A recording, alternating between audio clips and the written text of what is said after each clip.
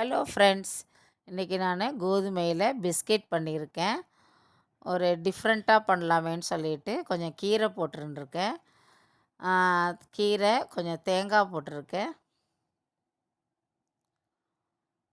தேங்காய் போட்டுட்டு கொஞ்சம் தண்ணி விட்டுக்கிறேன்.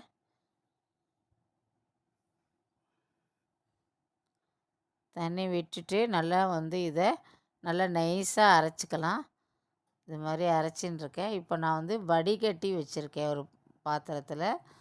இப்போ நான் கோதுமை மாவு எடுத்திருக்கேன். கொஞ்சம் வெண்ணெய் போட்டுருக்கேன். அந்த தேங்காயும் கீரையும் அரைச்சது வடிகட்டினதை எடுத்து இதில் ஊற்றி கொஞ்சம் கொஞ்சமாக பசைஞ்சிக்கலாம். ஒரு டிஃப்ரெண்ட் டேஸ்ட் கிடைக்கிறது, அதனால் அப்படி பண்ணியிருக்கேன். மாவு பசைஞ்சு வச்சுட்டேன். கொஞ்சம் நேரம் கழித்து இந்த மாதிரி நான் அப்பளா மாதிரி இட்டுக்கிறேன்.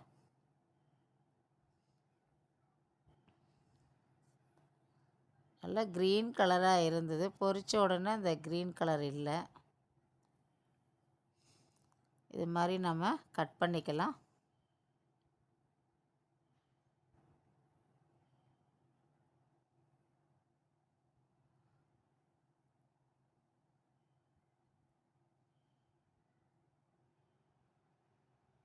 இந்த மாதிரி கட் பண்ணிப்போம்.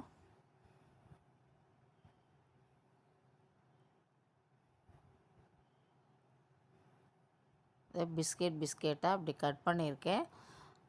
ஒன்று ஒன்று எடுத்து ஒரு டிஃப்ரெண்ட்டாக அப்படி ஃப்ளவர் மாதிரி அழகாக ஒரு டிசைன் பண்ணலாம். அதில் இந்த மாதிரி டிசைன் பண்ணிவிட்டு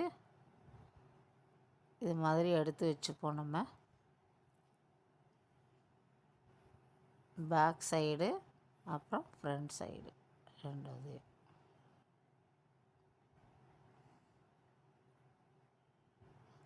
ஃப்ரண்டு பேக்.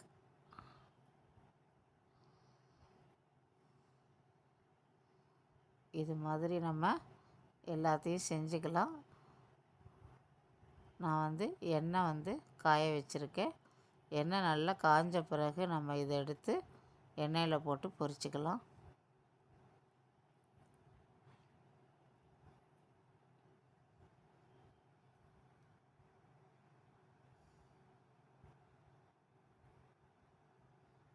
இது மாதிரி போட்டு வச்சுருக்கேன். எல்லாத்துலேயும் ஒரு பேப்பரில் போட்டு வச்சுருக்கேன்.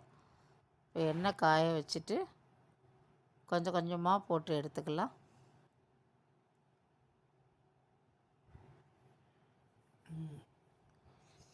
அப்புறம் இன்னொரு பாத்திரத்தில் ஜீரா வச்சுக்கலாம்.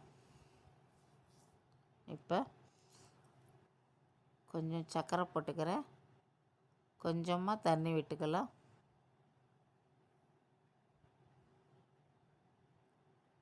அப்படியே ஜீரா நல்லா கரையட்டும்.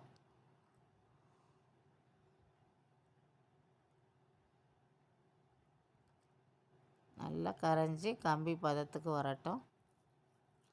நான் கொஞ்சம் ஏலக்காய் பொடி போட்டுருக்கேன்.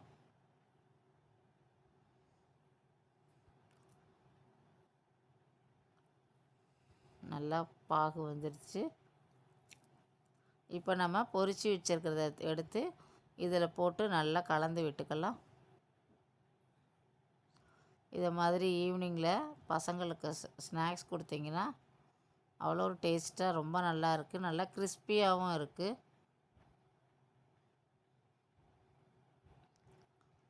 இந்த பாலக்கீரை, சிறுகீரை இந்த மாதிரி கீரையில் செஞ்சிங்கன்னா ஹெல்த்துவாகவும் இருக்கும் நல்லா. இது மாதிரி நீங்களும் ட்ரை பண்ணி பாருங்கள். Thank you friends.